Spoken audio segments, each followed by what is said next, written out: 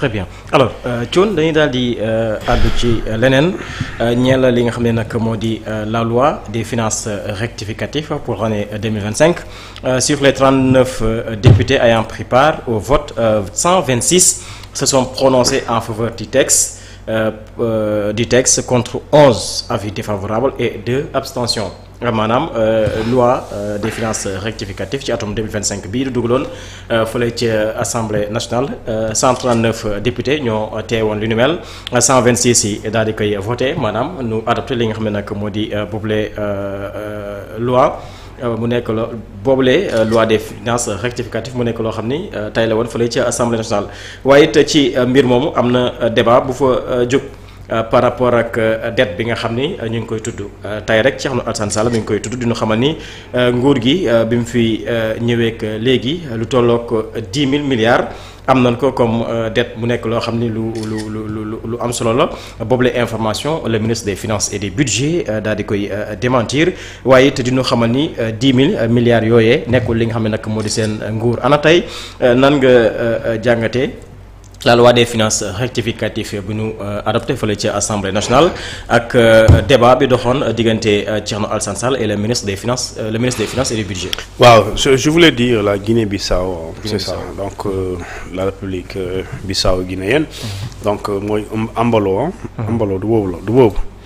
moom la mooy Guinée-Bissau. Alors boobu laa bëggoon wax donc je me suis trompé en disant Guinée équatoriale. Alors li nga am si la c'est important li nga wax plutôt c'est important. Parce qu'il s'agit de la loi des finances rectificatives. moo boo xamante ni mu ngi tiré sens am importance am ci li nga xamante moom mooy la loi des finances initiales. mooy tey. fu ñu sukkandiku ba taxawal budget taw Sénégal ba ñu ne nous avons un budget sincère de 6 000 et quelques milliards de francs CFA. Alors ñu daal di déterminer li nga xamante ni moom mooy les prévisions. daal di prévoir li nga xamante moom mooy les recettes daal di effectivement prévoir les dépenses. daal di prévoir également li ñu tuddee les charges de l'État. daal di prévoir également les transferts les subventions et cetera alors loolu yëpp. mu ne ci at bi lii laa war a am. mais lii laa yaakaar na laa ci def. alors maintenant ci diggante li nga bëgg a def ak li nga yaakaaroon ne mun nga ko. ak li nga def jamono jooju soppeeku mun na ci am. moo tax effectivement bu amee soppeeku pour nga mën a intégrer lu bees. ci loo xamante ni prévoir uñu ko woon ci loi des finances initiales quand je dis prévoir uñu ko mooy tey jàpp nga ne ci diggante janvier. 2025 ba décembre 2025 jàpp nga ne mun nga am lu ñu tuddee 2000 milliards par exemple nga ne 2 milliards su ma ko amee dinaa jël lii def ci lii dinaa ko def lii dinaa ci denc mais dinaa ci mën a investir léegi nag au fil du temps soo demee ba li nga yaakaaroon d'accord 200 millions yooyu nga yaakaar ko d'accord amuloo ko dans ce cas soo ko amul dina la indil li nga xamante ni moom mooy coppeeku. mooy tey soo prévoiroon def ay dépenses nga réaliser leen te li nga am ci xaalis. ñu permettre la nga réaliser les dépenses da nga koy suspendre wala léegi soo amee beneen yeneen fonds yeneen ressources de financement yoo mën a jëlee ci biti. mu nekk ay dons mu nekk ay lu ñu tuddee ay emprunt wala mu nekk ay prêts wala mu nekk lu ñu tuddee yaa xam mooy ay prêts ñu lebal la xaalis. dans ce cas soo ko bëggee intégrer ci li nga xamante ni prévoir uñ ko woon da ngay obligé nga def lu ñu tuddee une loi des finances rectificatives parce que da nga engagé de nouvelles dépenses. da nga engagé de nouvelles dafa am lu ñu tuddee da nga war a rapporter de nouvelles informations budgétaires mais de nouvelles informations financières. yi nga xamante ni li nga yaakaaroon au début amul waaye nag compte tenu de la réalité. lii moo am. léegi nag pour nga jóge foofu dem feneen ba am dara indi ko war ko dugal ci réew mi wala war ko utiliser dépenser ko na ngay def loi des finances rectificatives maanaam pour permettre d'accord parce que nag bu doon loi amul. da ngay dem lebi rek dem par exemple marché UEMOA gis naa leb nañ. démb xaw ma barke démb da ngay ñëw rek jël xaalis yóbbu ko trésor c'est aussi simple que ça. mais avec la loi d'accord mën nga dem lebi. mais soo lebee 500 milliards da ngay dem indi ne leb naa 500 milliards su ma ko indee fii laa koy dugal. dinaa ci jël 200 milliards ma investir ko lii santé lii éducation lii emploi des jeunes lii li nga mooy li ñu tuddee formation des femmes par exemple léegi nag su boobaa pour nga mën a exécuter yooyu dépenses il faut nga daal di intégrer pour Sénégalais am ci li ñu tuddee une lecture très claire très transparente de ce qu'on appelle de l'utilisation ou bien de la même gestion même des ressources financières parce que ñun Sénégal loolu lañ doon jooy dañ doon jooy ne mobiliser ressources financières d'abord Sénégal da koy def mais problème bi mooy la gestion de ressources financières mooy tout le problème parce que outil je pense que jafewul soo demee outil ginnaaw bi nga amee signature confiance ñi nga xam ne ñoo lay aal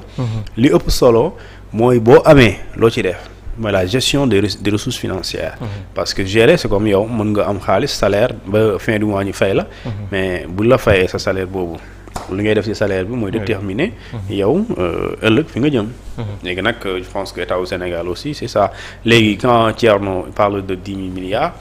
bon tu vas dire que way leb nañ mais lu ñu leb nag diggante matul 10 000 milliards nag 10 000 milliards soo ko indee day fekk maintenant nga rapporter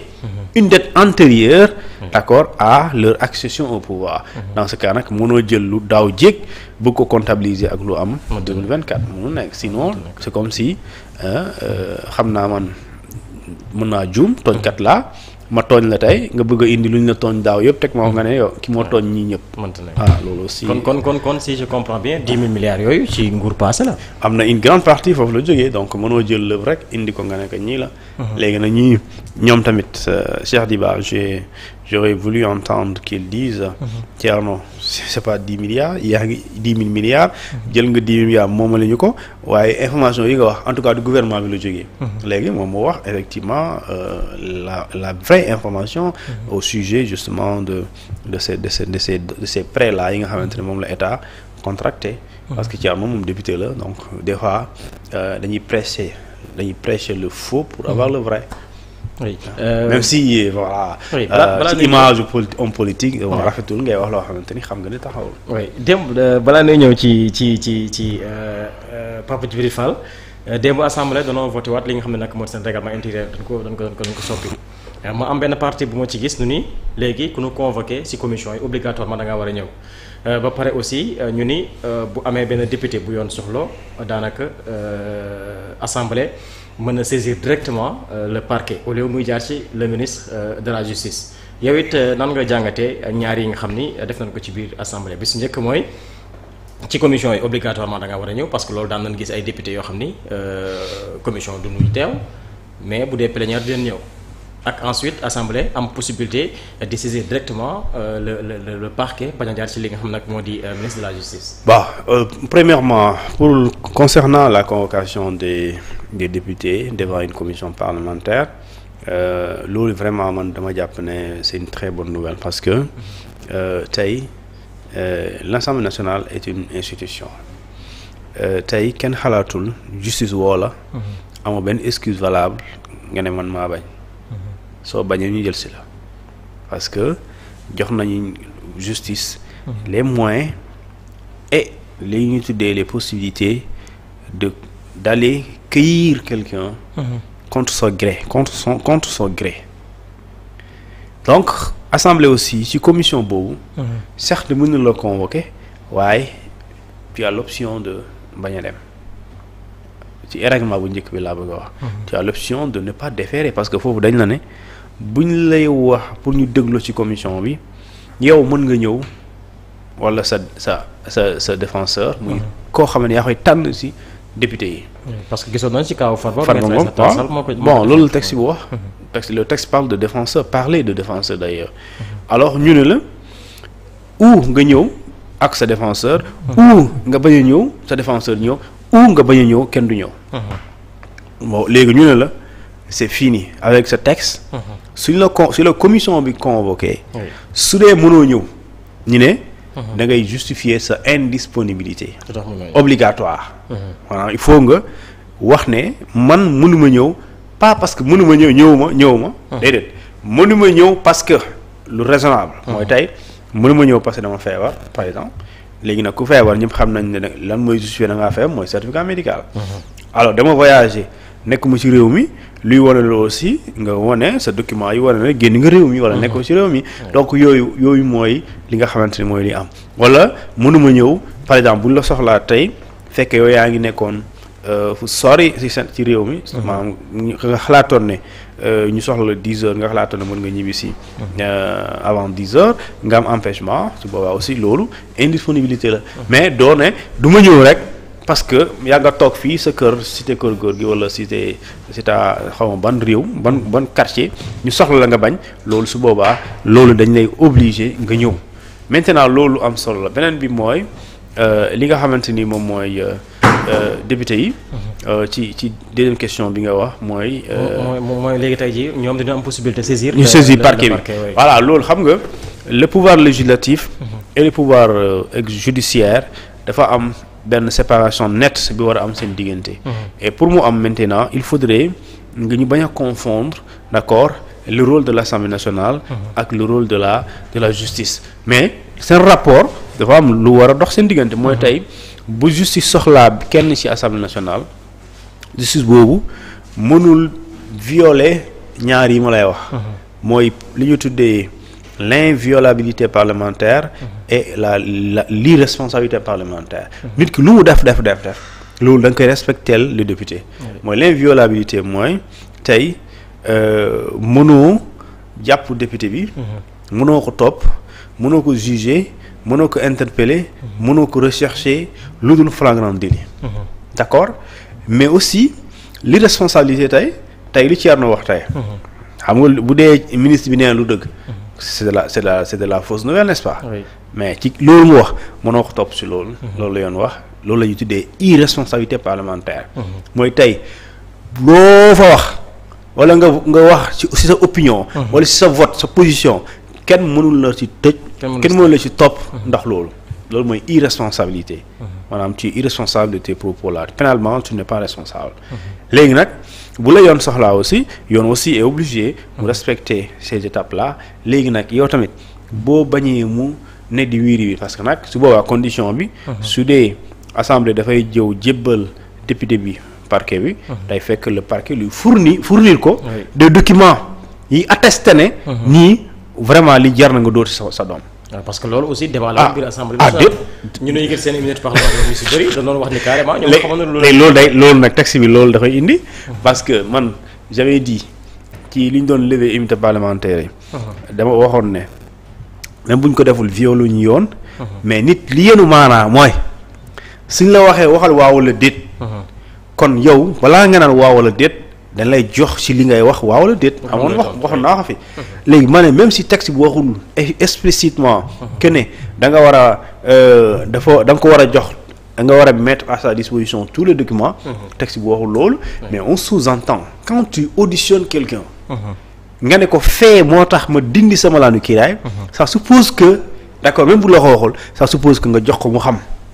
après les députés yi suba bu ñu sukkandikoo ci loolu ñu ne lii moom vraiment lu sérieux la kon nañ ko dindi mais ñu indi document ñu ne c'est confidentiel si c'est confidentiel lu mu fay def c'est confidentiel ci kanamu député léegi député boobu si c'est confidentiel député bi amul droit tijji ko certes amul droit photo ko amul droit enregistrer léegi nga ne ko waxal waaw la déet te yow moom xamul ci lan lay sukkandiku wax waaw la déet c'est comme si donc ñu tëj néeg bi xamoo lu nekk ci biir ngay seedal nekk ci biir c'est comme genre yooyu la kon da ngay jël décision de manière aveugle et loolu je pense que avec cette nouvelle disposition dafay sànni loolu modifier ko léegi nag il y a d'autres également points yi ma gis ci règlement intérieur bu bees bi mu nekk lu am solo mooy li ñu tuddee le recrutement d'assistants parlementaires loolu dafay tax ñu am une assemblée nationale performante boo xamante ni lu ñuy xaar ci moom ci résultat même bu amul 100 mais dina ci sori parce que député am na ñoo xamante ni mënuñu bind quand je dis mënuñu bind nasaraan ku mënul bind nasaraan dina am jafe-jafe pour interpréter par exemple tey li ñu ko jox nii la loi des finances rectificative rare même ñu jàng nasaraan ñu bëri xam mënuñ ko comprendre parce que c'est des documents techniques yoo xamante ni pour la plupart ñu siy génn mooy les techniciens et les économistes ou les financiers genre Amadou Ba yi moo lañ ko joxee moom Amadou Ba ancien premier ministre soo lañ ko joxee moom dañ koy naan tey ñëw na waaw dañ koy naan parce que seen domaine la. tey ñëw na. waaw ñëw na. waaw tey ñëw na. waaw léegi nag am na yoo xamante ni. même bu ñu demee école mënuñ ko rawatina yoo xamante ni mosuñ def loolu. léegi nag su boobaa dañuy soxla ku leen di kii nekk seen wet. mu am expertise mu am compétence mu mën di orienter kooku ne ko liggéey bi jour tel assemblée nationale lii la war a def voilà li ngay soxla mu jàppale ko ci loolu. mais aussi ci gox yi ku ne même bu dee ñëppay tasee Ndakaaru buy guddi jotee ku ne bu ñu ko waxee ñibbi sa kër ku ne am na dëkk bi nga jógee. ku nekk am na département bi nga jógee mais chaque département daa am jafe-jafe. léegi assistant yooyu ñoom mën nañu am bureau sax dans leur département respectif pour ñu relayer li nga xamante moom mooy les problématiques des différents départements yi nga xamante moom la askan bi di dund ñu jël information yooyu remonter ko à l'Assemblée nationale pour que le gouvernement mu trouver ci ay solutions dafay gis ne dafay nekk rôle yu am solo maanaam liggéey bu am solo et manière bu ñu koy recruter aussi gis naa as règlement bi dafa wax lu leer mooy c'est le Assemblée nationale qui recrute et non le député parce que bu ñu waxoon député bi mooy recruter souvent da ngay gis député bu indi rakam wala bu indi gorom teg nga jël sa jabar nga ne ko mooy sama assistante parlementaire te kenn du ci mën dara et su boobaa recrutement boobu mën na bañ a sukkandiku ci li ñu tuddee ci ay compétences mais fii c'est l'Assemblée nationale qui recrute des assistants parlementaires pour des députés maintenant peut-être que député bi mën na am sañ-sañ bu jàppee ne si laa xarañ na am na compétence peut-être mën na je pense que texte bi dina prévoir si laa am possibilité proposée d'accord koo xamante ni ab xarañ na mën na mais pas mu proposer ko pour ñu jël ko sur la base de sama xarit la même si amul niveau bi wala amul compétence bi et loolu nag je pense que loolu am solo la parce que député yi dañuy soxla ku leen jàppale parce que lu ñu leen sax dafa bëri bi mooy ñu leen contrôler l'action du gouvernement ñu leen évaluer les politiques publiques mooy lu ñu voté ci budget bi xool leen ndax ñoom lu ñu dépensé ministres yooyu est-ce que amal na njëriñ sénégalais yi wala bu amee njëriñ ban niveau la bu dee amul njëriñ wala bu dee dépensé nañ ko amul impact kon beneen yoon wax leen recommandation pour gouvernement yi xam ne beneen yoon fan la war a mën a dugal dépense bi loolu mooy njëriñu l'évaluation des politiques publiques pour également apprécier de la pertinence des dépenses de l'État léegi nag ci loolu mën nga ci gis mauvaise gestion mën nga fi gis également mauvaise utilisation des ressources financières parce que nit mën na jël xaalis ñu jox la budget nga dépenser ko ba mu jeex te sàccoo ci mais du am njëriñ comme mën nga jël xaalis nga dépenser ko ba mu jeex nga sàcc si léegi nag loolu député yi li war a def loolu mooy évaluation des politiques publiques léegi nag tant que defoo liggéey ba mënoo xam diw ak diw lu mu def moo tax les députés ce qu'on appelle la loi des règlements mooy assemblée buy waaj a jeex l'année budgétaire ñu dajale leen ñooy leen kaay ngeen daje moo tax mooy waral ñuy voter loi budget bu bees bi di ñëw ci année bi topp bi jeex pour ñu préparer année bu ñu jëm mais aussi pour waxaale li ñu voté woon daaw pour ministre yi voilà ministre ba ne li nga jot a def parce que ministre balaa ñu lay jox lu bees da ngay wax lu la joxoon bu yàgg bi exactement alors ci assemblée nañuy des ba tey ak Pape Djibril Fall moom mi défendre kii di Bachir Fofana ginnaaw bu ñu ko placé sous mandat de dépôt naka démb war ko